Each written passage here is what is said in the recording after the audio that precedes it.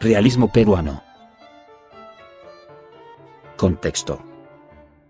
Surgió en Francia como una reacción contra el carácter sentimentalista y subjetivo del romanticismo, hacia la segunda mitad del siglo XIX. En el Perú, su aparición coincide con el término de la guerra con Chile. Características. Dejó de lado la subjetividad y el sentimentalismo romántico. Hizo planteamientos doctrinarios y políticos. Se basa en los problemas sociales y en el análisis objetivo y serio de la realidad. Se manifestó en la novela, el ensayo y la crónica periodística. Hizo una crítica social y política, y planteó la reivindicación del indio. Representantes y obras. Clorinda Mato de Turner, Aves sin nido, Herencia, índole. Mercedes Cabello, El conspirador, Blanca Sol, Sacrificio y recompensa, obra de tendencia naturalista. Amalia Puga, El voto, El jabón de hiel.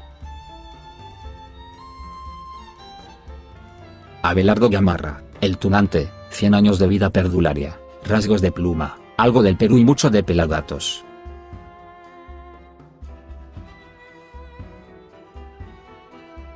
El mayor exponente del realismo fue Manuel González Prada.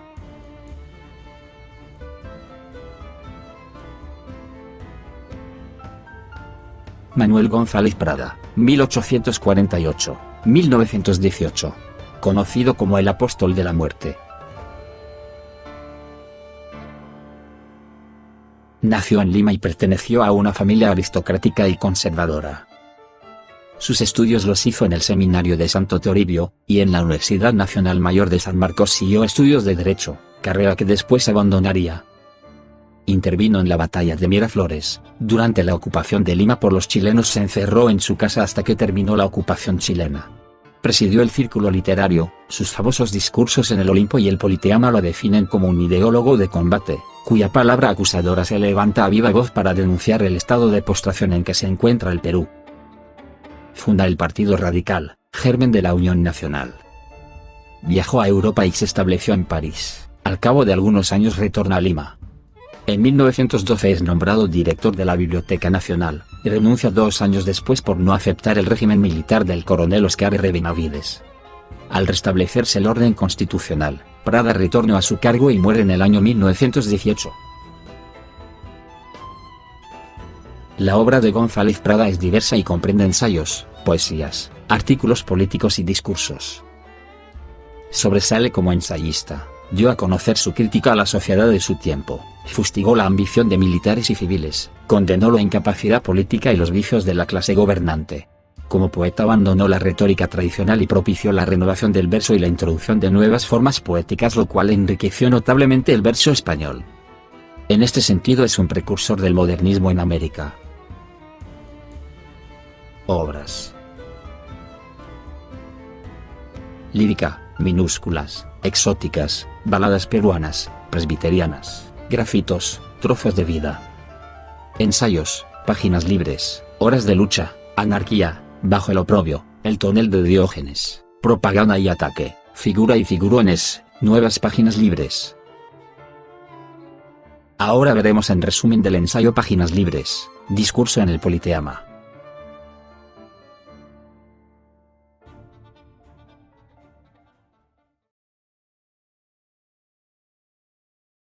Hoy analizaremos el discurso en la Politeama. Páginas libres. En este discurso se hace una reflexión.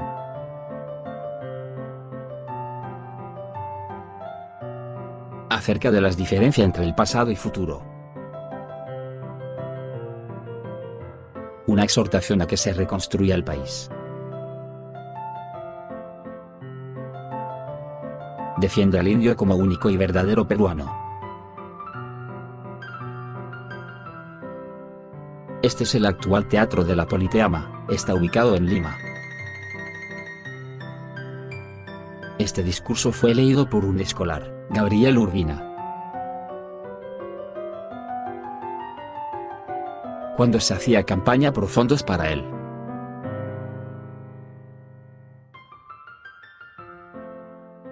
Rescate de las provincias cautivas de Tacna y Arica. Discurso en el Politeama, páginas libres.